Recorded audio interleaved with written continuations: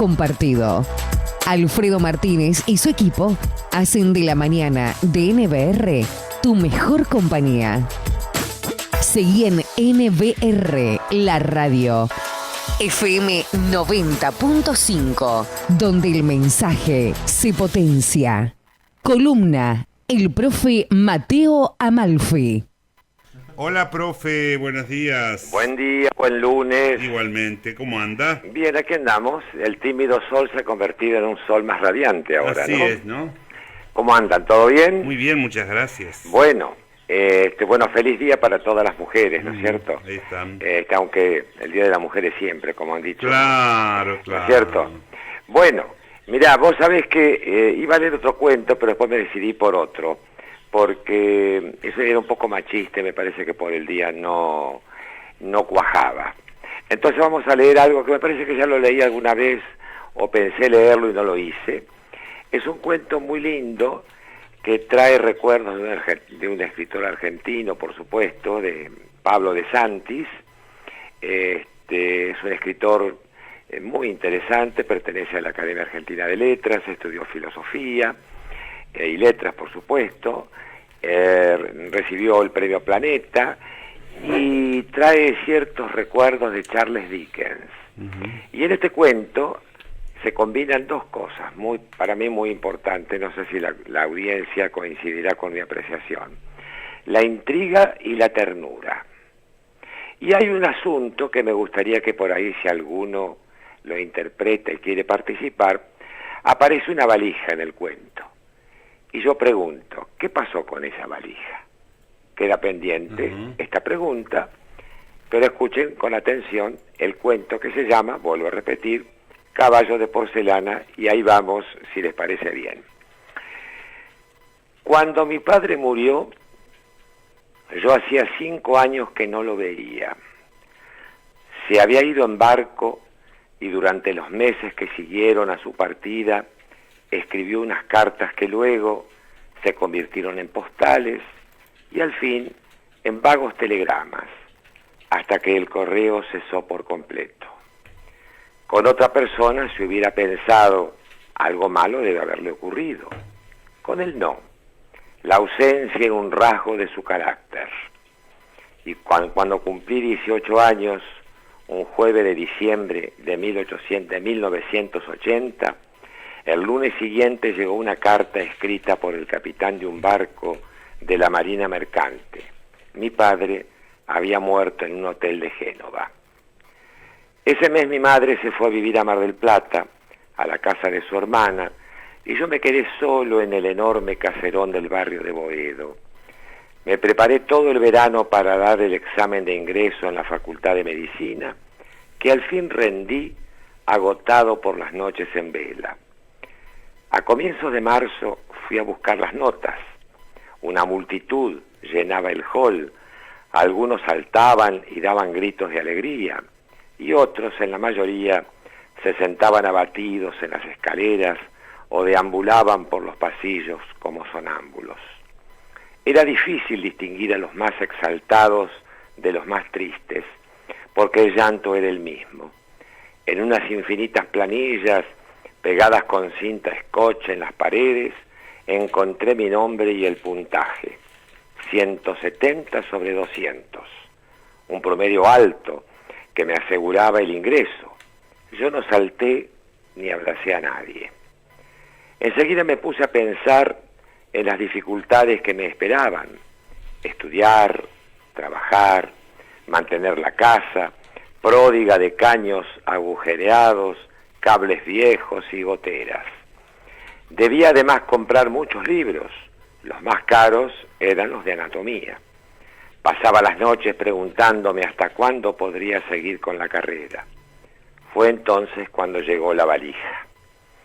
La trajo a mi casa el capitán Rand, el mismo que había enviado la carta con la noticia de la muerte de mi padre. Rand era todo lo que uno espera de un capitán de barco. Tenía la barba blanca, fumaba en pipa y tomó media botella de whisky sin parpadear. Dijo que había sido su amigo. Lo dijo con vacilación, como si mencionara a mi padre y a la amistad en una misma frase fuera a incurrir en un extravío o una paradoja. Mi padre me contó había sufrido un ataque cardíaco, pero no había muerto de inmediato. Había llegado a recuperar la lucidez durante algunas horas. Entonces me dijo que regalara toda su ropa a los pobres de una iglesia católica y que te trajera esta valija tal como estaba.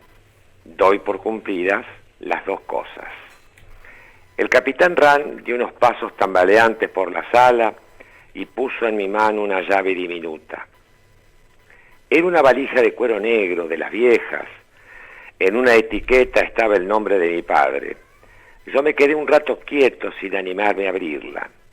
Por mucho que nos impongamos el escepticismo, la esperanza se abre paso, tenaz por donde puede. ¿Cómo no desear que adentro hubiera algo que me salvara? Un puñado de billetes, un reloj de oro, cualquier cosa que pudiera vender, o quizás, pero esto era pedir demasiado, una carta donde mi padre explicara su larga huida por el mundo, que la muerte había perfeccionado. Recordé un refrán que decía mi tío Franco: la vida tiene la última palabra, y le dejé la valija, y dejé a la valija la palabra final. Puse la llave y la abrí.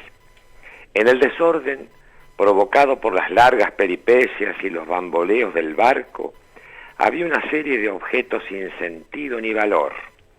Un libro escrito en francés, un pequeño frasco de tinta verde, unas viejas cartas con sus sobres atadas con una cinta amarilla, una mano con articulaciones como las que usan de modelo los pintores, algunas monedas de distintas épocas y países envueltas en un paño negro, una muñeca japonesa de madera.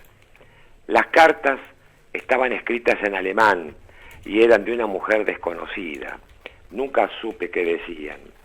Lo más extraño de todo era un caballo de ajedrez de porcelana, era blanco, y a un lado de su cabeza tenía pintado un único ojo azul. La esperanza de obtener un peso de aquellas baratijas eran mínimas, pero necesitaba sacar la valija de mi vida. No me molestaban los objetos incongruentes, sino la ausencia de una carta o una sola línea dedicada a mí. No tardé ni un día en llevar la valija a Franco, el hermano mayor de mi padre. Mi tío Franco tenía un negocio de antigüedades en la calle Medrano, cerca de la avenida Corrientes. Al revés de mi padre, Franco se ocupaba con devoción de su familia, su mujer, su única hija, y siempre me había tratado con una mezcla de afecto y distancia. Era un hombre alto, de ojos claros, que parecía ligeramente ausente, como si de tanto estar entre muebles y cosas viejas, un pedazo de él fuera incesantemente arrebatado por el pasado. Apenas me vio con la valija me preguntó: ¿te vas de viaje? Pero yo murmuré el nombre de su dueño y le tendí la llave dorada. Antes, solo, yo la había abierto con lentitud. Así es como se frotan las lámparas mágicas y se abren los cofres en los cuentos. Pero él lo hizo con desinterés y brusquedad. Miró los objetos y solo dijo: tu padre, tu padre. El predicado de la frase fue un largo silencio. ¿Hay algo de valor?, pregunté. Suspiró. Tal vez se pueda vender la muñeca. Hay coleccionistas que pagan bien, pero depende de que pertenezca a una colección, que no haya sido restaurada. Conversamos de mis primeras clases en la facultad, de mis trabajos ocasionales, la desgrabación de algunas materias en la facultad, una suplencia en botánica en un colegio secundario, y abandoné la valija con el alivio con que se despachan los equipajes en los aeropuertos. 3 meses después, yo estaba a punto de abandonar la facultad. El padre de un amigo me había ofrecido un trabajo de 8 horas en una compañía de seguros. Podría ganar lo suficiente para mantener la casa. Más adelante retomaría la carrera. Esta mentira me la decía en voz alta para resultar más creíble. En esas deliberaciones estaba, cuando mi tío me llamó. Caminé hasta el negocio, la valija ya no estaba a la vista, el caos de muebles, jarrones y cristalerías se la había tragado. Franco sonreía. Aunque no lo puedas creer, vendí el libro. Me tendió unos billetes, alcanzaría para salir del apuro en que estaba metido. ¡Tanto! El libro recopilaba unas cartas de un tal Argenson, un amigo del filósofo Voltaire, pero no era valioso por eso, sino por no sé qué detalle de la encuadernación, y por eso estaba impreso en caracteres elseverianos. A los bibliófilos les gustan esas cosas raras que uno ni nota. El librero buscó en unos catálogos, estudió el lomo con una lupa y pronunció una cifra que me sorprendió. Tengo años de práctica en poner cara de póker, así que dije que lo pensaría. Pasé el resto de del día visitando a todos los libreros anticuarios de la ciudad. Se lo vendí al que me ofreció más. Miré los billetes. Es el primer regalo que mi padre me hace en años, le dije. Ya era hora. Empecé a noviar con una estudiante y luego con otra, y no hay nada como el romance para que nos distraigamos de todo. Dejé que pasaran los meses sin una sola visita a mi tío. Cuando me aparecí en su negocio, yo andaba al borde de la ruina.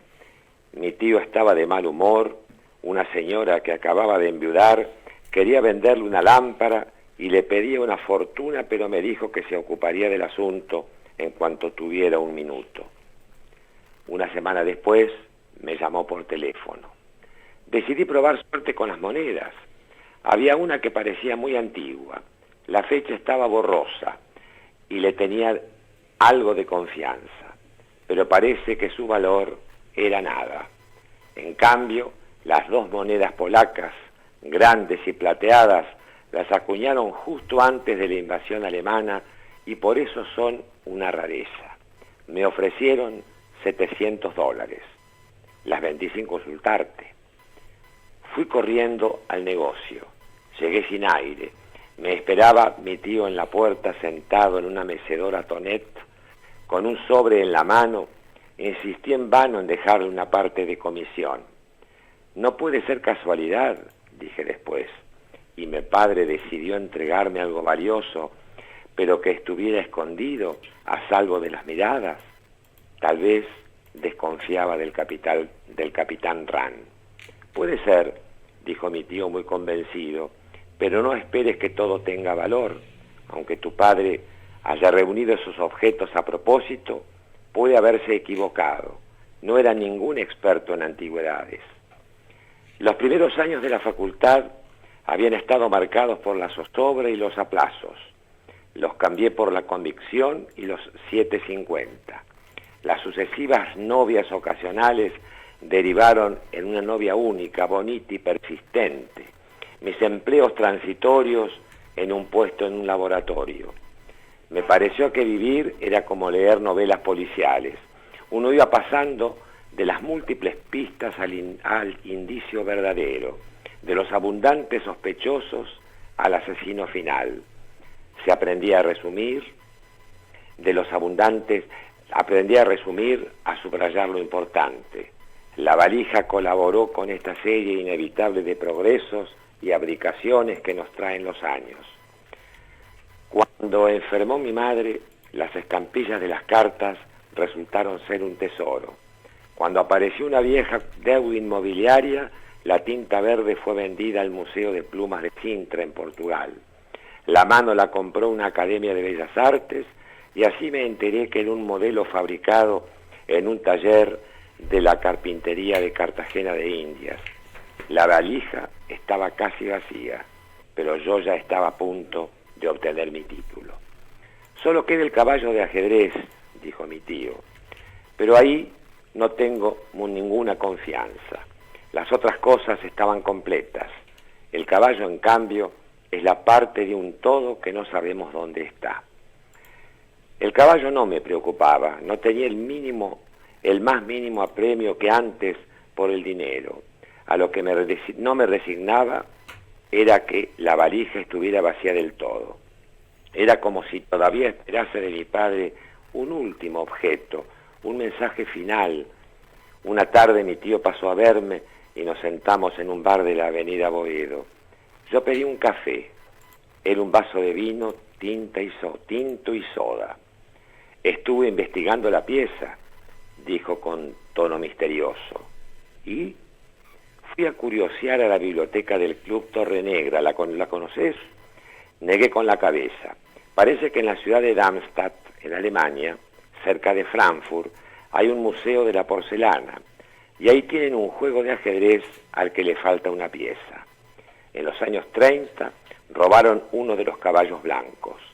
Como el museo viene ofreciendo, a modo de curiosidad más que de esperanza, una recompensa por la pieza, ya varias veces les enviaron falsificaciones, voy a escribirles, quién sabe, mirá si esta es la verdadera. Pero a los 2 meses, mi tío en el mismo bar me contempló con tristeza.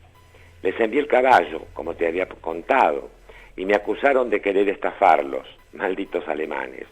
Parece que nuestro caballo era mucho más blanco, mientras que las piezas de ellos tenían un matiz amarillento. La superficie del nuestro era tersa, las 3 piezas mostraban pequeñas, imperceptibles estrías. Ya está, se acabó, no hay nada más en la valija. De mi última materia, sin decirle a nadie que terminaba, di la última materia sin decirle a nadie que terminaba. Esos festejos con harina, témpera de colores y huevos siempre me parecieron deprimentes. Pero alguien tenía que enterarse, así que llamé a mi madre a Mar del Plata y la oí balbucear en medio del llanto, y luego pasé por el negocio para contarle a mi tío. Me dio un abrazo algo insólito en él. Fue a la cocina y volvió con una botella. Tendríamos que brindar con champán francés, pero solo tengo una sidra que quedó de Año Nuevo. Igual sirve. Brindamos en copas de cristal de Bohemia. Yo también tengo buenas noticias, dijo después de terminar la copa. Me escribieron una carta del Museo de la Porcelana de Darmstadt. Parece que en el mes pasado expusieron en una vitrina las falsificaciones de la pieza, entre ellas la nuestra. El público se entretenía mirando las diferencias entre las copias y el caballo blanco original. Pero una tarde aparece por el museo un viejo profesor de física y pide hablar con el director. Este lo recibe a su despacho. En mi juventud yo jugué una partida con este tablero, cuando estaba completo, y recuerdo perfectamente que la pieza que luego fue robada tenía pintada un solo ojo. Y uno de los caballos expuestos es así. Ahora bien, este detalle no lo sabe nadie. ¿Cómo lo supo el falsificador? Gracias a las palabras del profesor, el director del museo decidió darle una nueva oportunidad a la pieza. Así se dio cuenta que nuestro caballo, lejos de ser falso, era el único que conservaba intacto el color original. ¿Y por qué era distinto? Durante los bombardeos de 1944, el techo del museo se desplomó. Las otras piezas del juego se estropearon debido al polvo, a la exposición al sol, a la larga permanencia en el sótano inundado. Como nuestro caballo había sido robado antes, no le pasó nada de eso. La pieza era tan verdadera, tan semejante al juego en el momento mismo de su creación, que por contraste con el resto parecía falsa. Volvimos a brindar y terminamos la sidra. La semana que viene llegará el dinero, anunció. Tenía que contarle algo a mi tío, así que aproveché un sábado a la mañana para acercarme al local. Me sorprendió ver a mi prima Esther. Papá está enfermo, son los pulmones. El médico le ordenó que descansara al menos un mes. No quiere que esté en contacto con el polvo. Yo iba a contarle a Franco que me habían otorgado una beca para una universidad del Canadá, pero me pareció que hablarle de viajes a mi prima, que sufría por estar condenada al negocio familiar, era una afrenta. Todos sus comentarios eran declaraciones de melancolía. Estoy tan cansada de las cosas viejas que me gustaría vivir en una casa en la que todo fuera limpio, nuevo y blanco.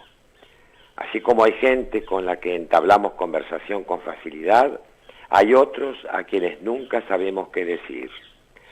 En esa mutua extrañeza coincidimos con Esther. Ella me convidó un vaso de Coca-Cola y los dos nos quedamos en silencio, incómodos.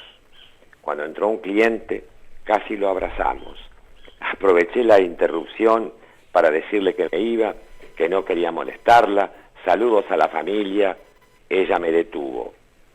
En el depósito hay una valija con el nombre de tu padre. ¿Por qué no te la llevas? Tenía curiosidad por revisarla a fondo, pero a la vez me desanimaba volver a mi casa con la valija. Fuera cual fuera su secreto, era mejor no verla más. Quédatela o vendela, está vacía. ¿A quién le voy a vender una valija vieja? Las nuevas, made in China y con rueditas, no cuestan nada. Además, me parece que vacía del todo no está. ¿Habría quedado un último objeto en el bolsillo o en un compartimento secreto? Era fácil imaginar a mi padre con una valija con doble fondo, atravesando fronteras nocturnas con cosas de contrabando. Detrás de una puerta estaba el depósito. Mi tío se dedicaba a encolar las patas de las sillas, a limpiar los bronces, a poner espejos nuevos en marcos antiguos. La valija estaba sobre una mesa. La llave dorada esperaba en la cerradura. Que haya una carta, deseé con todas mis fuerzas. Que la valija no esté vacía del todo. La abrí. Todas las cosas estaban en su lugar. El libro, las cartas atadas con cinta amarilla, las monedas, el frasco de tinta, la mano articulada, la muñeca japonesa y abajo de todo, escondido, el caballo de porcelana con su único ojo azul. Se quedaron sorprendidos. Sí, porque es difícil seguirlo. ¿Por qué? No, porque es difícil seguirlo porque es largo y... es un poco largo, sí, la verdad que disculpo. No, por eso. No, pero quiero decir, es difícil seguirlo por redes, pero está bueno. Muy interesante. ¿Y qué pasó con la valija? Sí, es la pregunta del siglo. Es la pregunta del siglo. Pero hay una explicación, yo por lo menos encontré una, o imaginé una. Decinos. Ustedes también la habrán previsto. A ver. ¿Y por qué el tío le daba el dinero y no vendía las cosas? Para ayudarlo a que terminara su carrera, pienso yo. Sí. Y realmente, era el argumento de dignidad. Exactamente. Entonces, fíjate vos qué interesante cómo va. Y el cuento es aquello que se llaman cerrados. Empieza y termina de la misma forma.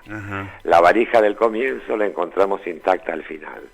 Pero han pasado muchas cosas y como todo recorrido, hay un enriquecimiento. Él se recibió gracias al aporte de su tío y a su padre, porque de alguna manera el tío le fue dando dinero para que pudiera terminar su carrera, ¿no? Pienso yo, no sé, es una explicación. Sí, está muy buena. Pienso en esa explicación. Bueno, espero que les haya gustado. Sí, nos gustó mucho. Bueno, me alegro. Muchas gracias, profe. Que lo pasen bien, buena semana. Un abrazo enorme, hasta la próxima. Adiós, el profe Amalfi. Estamos en Instagram, Facebook y Twitter. Búscanos como